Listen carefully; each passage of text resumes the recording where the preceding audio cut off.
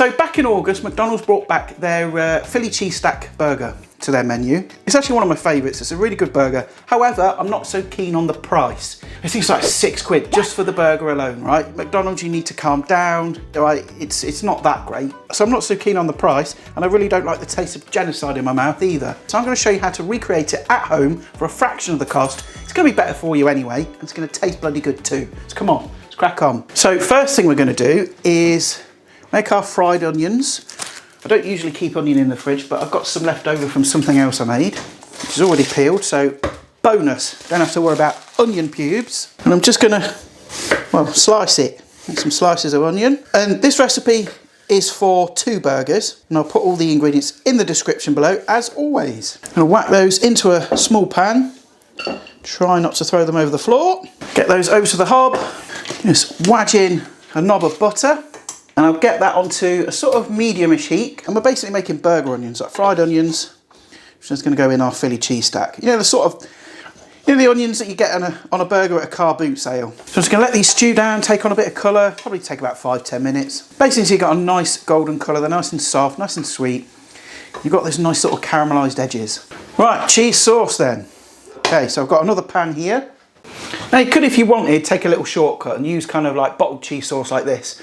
I did try this out the first time I made this, but the problem I find with this is it's a bit too acidic, right? There's not enough cheese flavour and it's a bit vinegary. So I'm going to make my own cheese sauce, but you know, pays your money, takes your choice. And we're just making a simple basic roux. And you know, there's a lot of chefs out there that will sort of faff around making a roux, I think. You know, they'll tell you need to have like hot milk and all this to prevent lumps. I don't think you need any of that. I've always made my roux this way and it works fine. So it's just equal quantities of flour and butter. So we're going to go in with a tablespoon of flour and a tablespoon of butter. Just pop that into your pan. And again, we just want to melt that butter and flour together. It should sort of form a loose paste. And after about 30 seconds, it should look a little something like this. Almost like a loose paste. And you want to cook it out for about another 60 seconds. Okay, because you want to take the rawness out of that flour. If you don't, your sauce is going to taste a bit chalky. And now we can start adding the milk. So after about 60 seconds, I'm going to add a splash of milk. In total, you're going to want about 100 ml, but you can eyeball it if you've made this a few times. And as soon as that milk hits that flour and that butter, it's going to go lumpy. Don't panic. Okay, and it will form into this sort of thick, almost like dough consistency. Do not worry, it will come right in the end. Just trust the process. Once that milk's been absorbed, you can add a bit more. I mean, the secret really is just kind of doing a little bit at a time. Okay, mix that in and it will start to absorb that milk and lump up again, but just keep going. And eventually what you'll end up with is a nice creamy sauce with no lumps. Just add a little bit of milk at a time. And I'm going to add 2 types of cheese. The old processed burger cheese and also some mature cheddar. So I'm going to wedge in my processed cheese first. And this just adds a bit of colour and also gives it like that creaminess. And as that's kind of melted through, I'm going to add some mature cheddar cheese. This is just going to ramp up and boost that sort of cheesy flavour. Add as much or as little as you like really, but you want around about 40 grams. I am going to add a little dash of pepper, just a little sprinkle, until you have a nice gooey, lump-free cheese sauce, okay? And I've popped it on the back there, and what I'll do is I'll just gently warm that through when we're ready to assemble the burger. The onions are done, so now we're kind of ready to make the burgers. So right, let's have a little bit of a tidy up.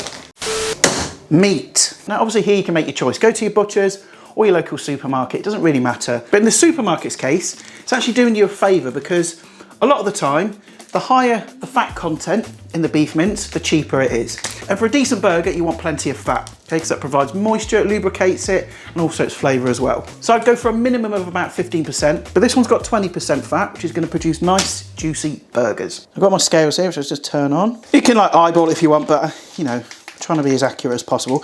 So I need to divide this up. You need 400 grams in total, but we want 4 times 100 gram balls. And try not to overwork the mince too much because it will make the burgers tough. Right, so once you've got your balls of meat there, we're going to press them out into patties. So all I've got is 2 sheets of baking paper, and then just take each ball, roughly form it into a ball like that, place it in the middle of the parchment paper, the other piece on top, and then you can either use one of those fancy sort of burger presses or whatever, or just use something heavy, nice heavy pan, just kind of press it out. Okay, let's have a look. Okay, you can manipulate it with your hands if you want, but just don't overwork it, don't over mix it. That's when your burgers become tough. Okay, let's have a little look. We're nearly there.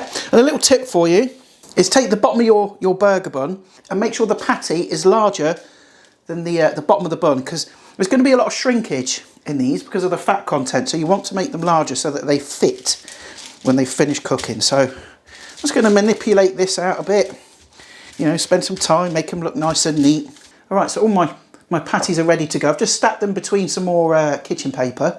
I'm going to have a bit of a clean down, bit of a tidy up, and then we can start making our burgers.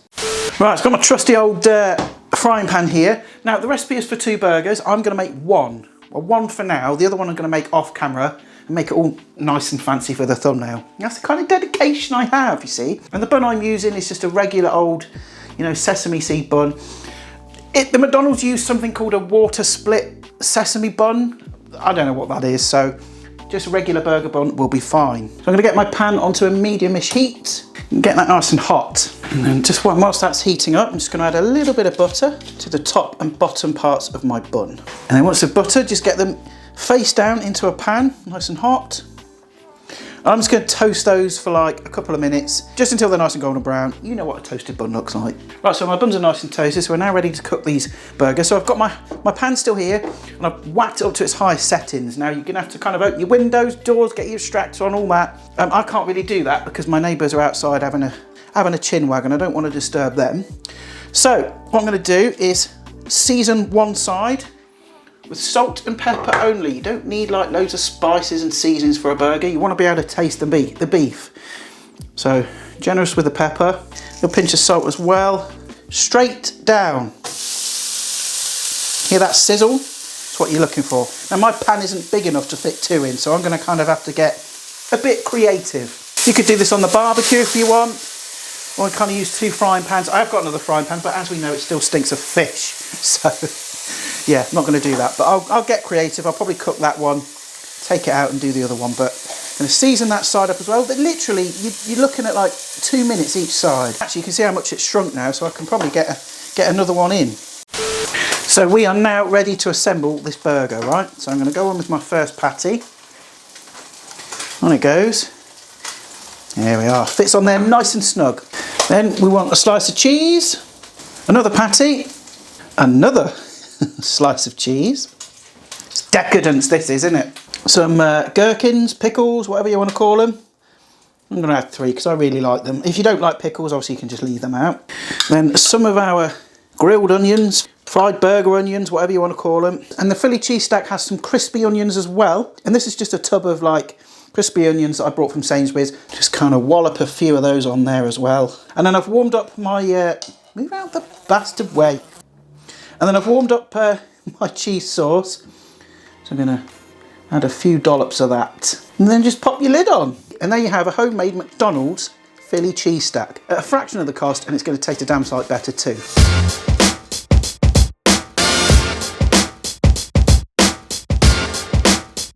There's going to be absolutely no dignified way to eat this at all. You just got to kind of slam it in your gob, haven't you? Oh my God. That's delicious. Oniony, cheesy, meaty. What's not to love? And I would say, being generous, that cost about half of the one at McDonald's. And you won't be shitting through an iron needle 4 hours later from eating it, will you? So there you go, McDonald's Philly cheese stack made at home, at a fraction of the cost and tastes delicious. But I'm gonna love and leave you because I'm bloody sweating for a start. I need to bloody cool down. But I'll see your gorgeous faces next time. Ta-ra for now. Just smash the rest of this.